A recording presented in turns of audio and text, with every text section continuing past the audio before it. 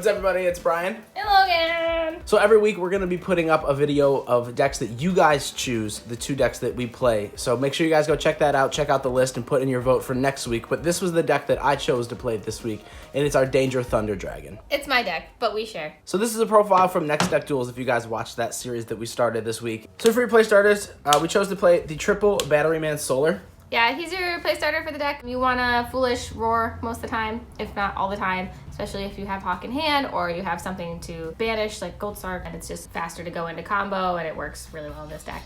We chose to play the 1 Aloof Lupine as opposed to the 2-in-2 ratio that a lot of people play, or some people are maxing this out at 3 in the pure Thunder Dragon build. However, in this version with the dangers, you already have bodies on board, and it helps you dig through your deck a lot more and is a lot faster to see cards that you need. You don't need to worry about not being able to extend because Batteryman Solar is typically the better option. For the Thunder Dragon engine, of course you play the 3 Thunder Dragon Matrix. For obvious reasons, you can go into Link Karibo, and then the card basically replaces itself, and then you can get it for Titan Pops. On either player's turn, it's just a really good card. It works. You also play the triple OG Thunder Dragon. He's basically just Matrix only on your turn, and it helps you just get into Colossus. It helps you activate cards in hand. And then we played 3 Chicken Nugget Thunder Dragon Hawk. I don't know why I call him Chicken Nugget. He just kind of looks like a chicken nugget to me. I know he's not a chicken, but he looks more like a chicken than a hawk to me. I don't know. He's like, Hawk's great. We run him at 3 and pure. So his main function is to discard himself to summon from the banished or graveyard for any of your thunders, and then it basically opens up your extra deck so that then you can start going into Colossus. And then if you happen to banish him in a separate turn, you can shuffle cards back into your deck and then draw the same amount. And you basically get to reset your hand, which is bananas. Then, of course, you play 3 Darky Doodle. Yep.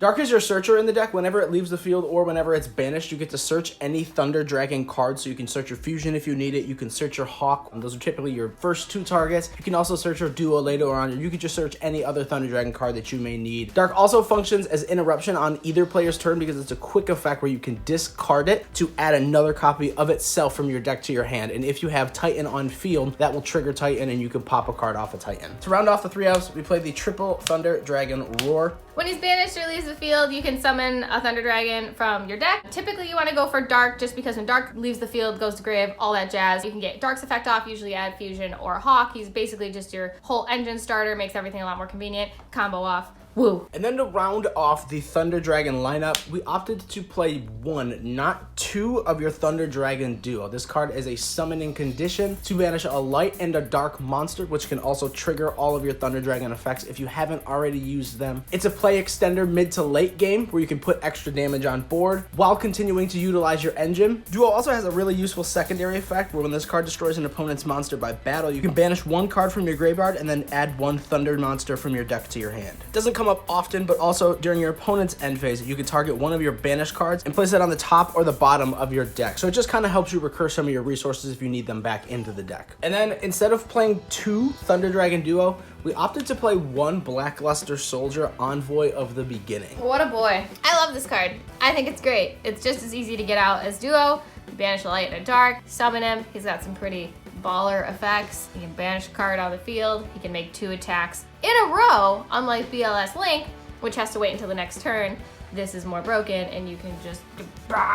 He's great. I love him. One of the other reasons we opted to run this card instead of 2 Duo is because it's a light, and you play all the dangers in this deck. The dangers are all dark, so a lot of times you will need lights engraved, and this just gives you that option. Then we play the danger package. We play the 2 Jackalope, the 2 Tsuchinoko, the 2 Nessie, and then we opted to play 1 Thunderbird and 1 Bigfoot also. We personally really like these in the deck because it just allows you to dig through your deck a lot. It allows you to get bodies on board so you can go into your Appaloosa. A lot of people don't play the dangers anymore because they're scared of Nibiru. We would argue that playing the dangers gets you into Appaloosa so you can negate Nibiru faster. And then you also play the Thunderbird and the Bigfoot because you're not always guaranteed to win a die roll. This just allows you to deal with face downs, and this just allows you to deal with either floodgates or problematic monsters a little bit easier. And then the bigger half of the board right here allows you to go into BLS a lot faster and make him untargetable, which is just super helpful. We love dangers. Moving off into your spells, you have to play some sort of draw power in this deck. Allure of Darkness allows you to draw 2 and then banish a dark monster. All your Dark Thunder Dragons get effects when they're banished, so this just allows you to extend and to even get your play started. It's basically Pot of Greed for the deck.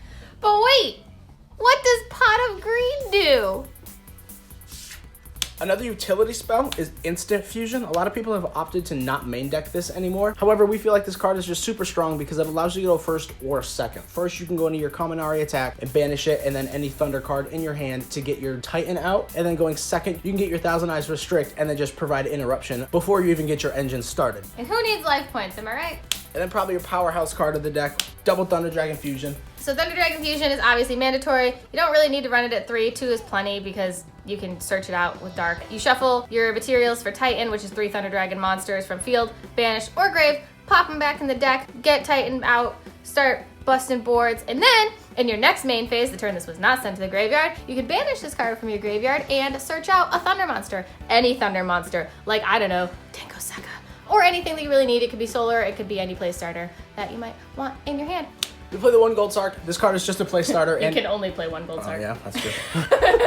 This card functions as a play starter or just a play extender depending on the game state. It just banishes a card and you just get the effects off of it. It's basically a 4th copy of any of your Thunder Dragons.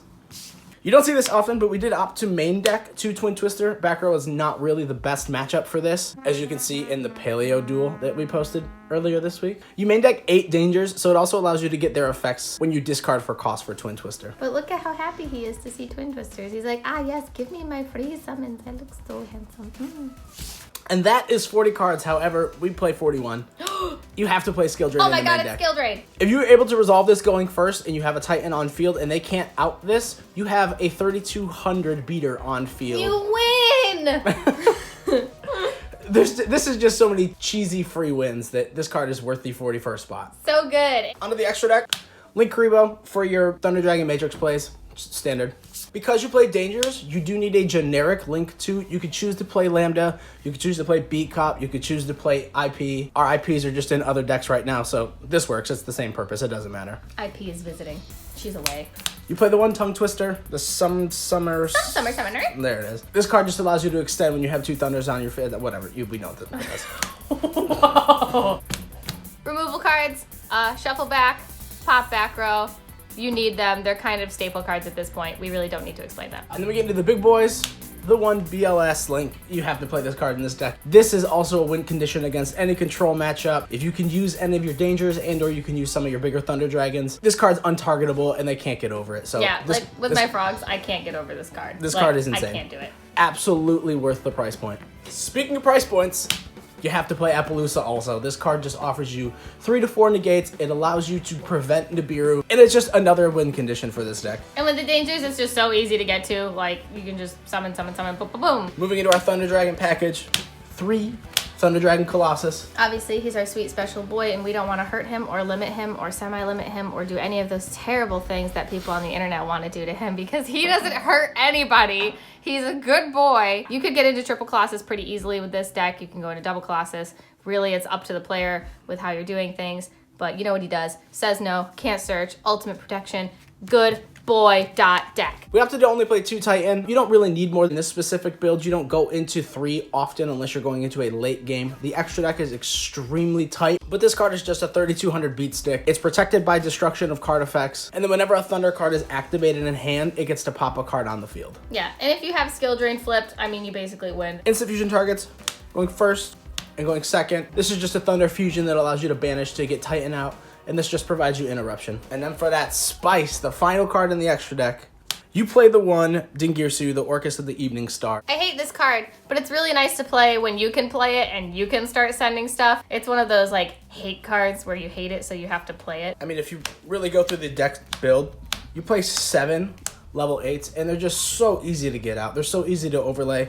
This offers you protection if you're going first because you can just detach a material to save some of your cards. And then going second, if you overlay into it, it just provides you a free interruption because it sends. It doesn't destroy. You know what Dingirsu does. You play it 1,000 times at every locals, regionals, YCS. You don't need to know what Dingirsu does. We hate this card. And then off to the side deck, this is always just up to personal preference, but 3 Artifact Lancia. I mean, Orcus is just one of the biggest decks right now. Thunder is still kind of prevalent, and then a lot of rogue matchups still banish for a lot of things, so this card just offers you such utility, and it's just so versatile in this format. You almost have to play it at 3 in every side deck. On that note, depending on if you're going first or second, you can also side this in. There's a lot of graveyard-reliant decks out there, and this just shuts off the graveyard for not only your turn or your opponent's turn, but for the following turn also. So 2 turns where the graveyard is completely shut off because every card that is sent there is banished instead can really just kill some matchups. It kind of sucks if you don't see it when you need it, like immediately. But if you end up drawing it late in the game and you see a Twin Twisters, you can always discard it off a Twin if you want. You don't have a danger. You can just basically dump it. And while it oppresses your opponent, it also allows you to benefit because all your effects will still resolve. The one of Denko Seka, because this bad boy is searchable off of Thunder Dragon Fusion. If you can side this in and then search it, crazy. Because you can off of Fusion. And this deck doesn't really rely on its normal summon often, so this card is just kind of a free win condition depending on your matchups. Woo. Going second, I feel like every deck should be siding this again. Evenly Matched is just such a blowout card against so many matchups.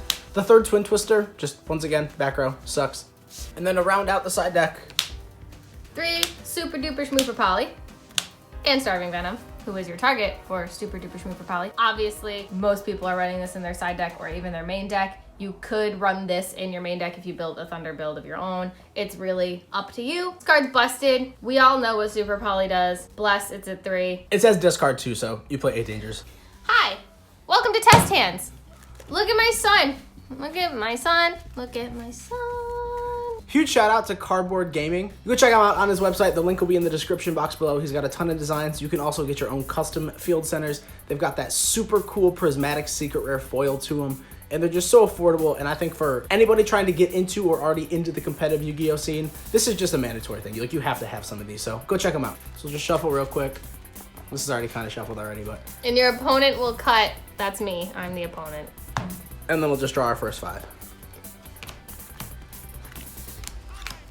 Part of the cards guide me.